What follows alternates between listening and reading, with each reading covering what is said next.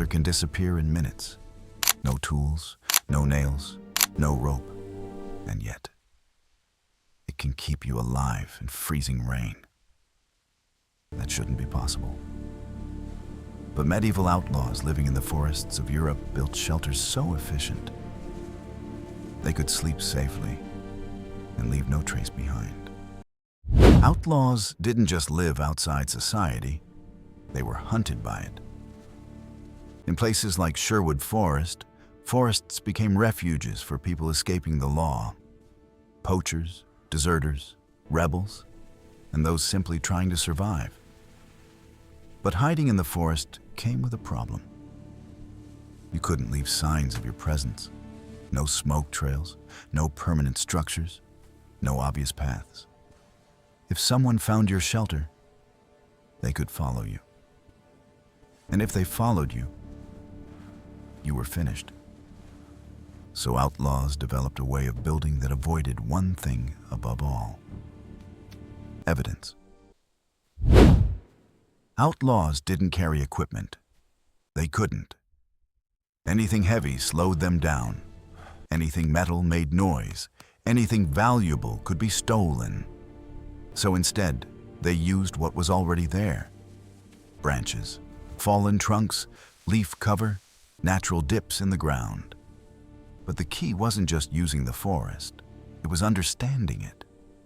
They knew which trees bent without snapping, which branches locked together, which leaves shed water instead of absorbing it. To an outsider, the forest looked random. To them, it was structured, organized, predictable. One of the most common outlaw shelters was deceptively simple: a lean-to, but not the kind you might imagine. They didn't just stack branches against a tree. They built with intention. First, they chose a fallen log or low branch as a backbone. Then they angled long sticks against it, tight, overlapping, almost like ribs. After that, they layered smaller branches, then leaves, then moss. Each layer served a purpose: structure, insulation, water resistance. From a distance, it didn't look like a shelter at all. It looked like part of the forest floor. And that was the point. Modern survival advice often focuses on standing shelters. Outlaws did the opposite. They built low, very low, sometimes just high enough to crawl inside. Why? Because height creates visibility. A tall structure breaks the natural line of the forest. It casts shadows. It stands out. A low shelter disappears. It blends into fallen debris. It avoids wind, and it traps heat more efficiently. Inside, space was tight, but warmth mattered more than comfort. Fire seems like the obvious survival tool. Heat, light, cooking. But for outlaws, fire was dangerous. Smoke travels. At night, flames can be seen from far away. Even the smell of burning wood carries through the forest. So many outlaws avoided fire entirely, or used it only in very controlled ways. Small, hidden. Sometimes in pits dug into the ground to reduce visibility. Instead of relying on fire, they focused on insulation. Layered bedding made from leaves and moss. Shelters angled to block wind. Sleeping close together for shared body heat. It wasn't comfortable, but it kept them alive. Rain mattered more than cold. A dry person can survive low temperatures. A wet person cannot. So outlaw shelters were designed with one goal: stay dry. That meant understanding how water moved. They avoided flat ground where rain pooled. They built on slight slopes. They angled roofs steeply so water ran off quickly. And they layered materials in a way that mimicked natural drainage. Large leaves on top, smaller materials underneath. Water hit the surface and slid away. If you built it wrong, water soaked through. If you built it right, rain became irrelevant. Nothing they built was meant to last. That's what made it effective. A permanent structure becomes a target. It becomes predictable. It can be found. Outlaw shelters were different. Built in an hour, used for a night, abandoned by morning, sometimes dismantled completely. Branches scattered, leaves spread out. No clear shape left behind. Even footprints were minimized. They walked carefully, avoided soft ground, stepped on roots and stones where possible.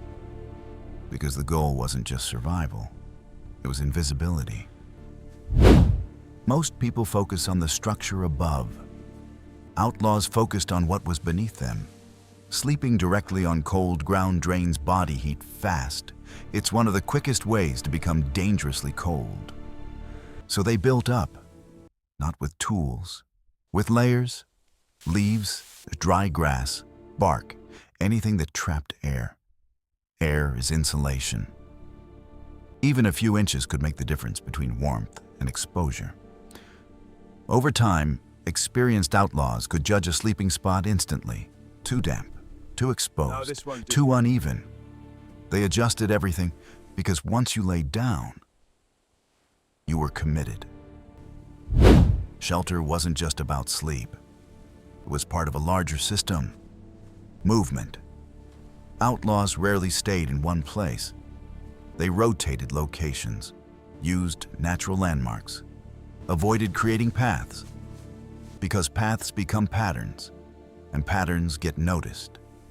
Shelters were placed in areas that already looked disturbed, near fallen trees, in dense undergrowth, in places where the forest already looked chaotic.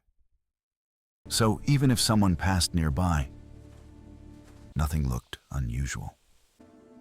Outlaws didn't survive because they were stronger or better equipped. They survived because they knew things others didn't. How to read terrain, how to predict weather shifts, how to build fast without thinking. This knowledge wasn't written down. It was learned, passed from person to person, through experience. These rains won't stop me.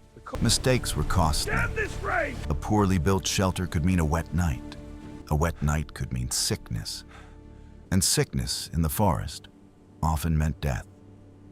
So the learning curve was steep and unforgiving. Looking at it today, it feels almost unrealistic. No tools, no permanent materials, no trays.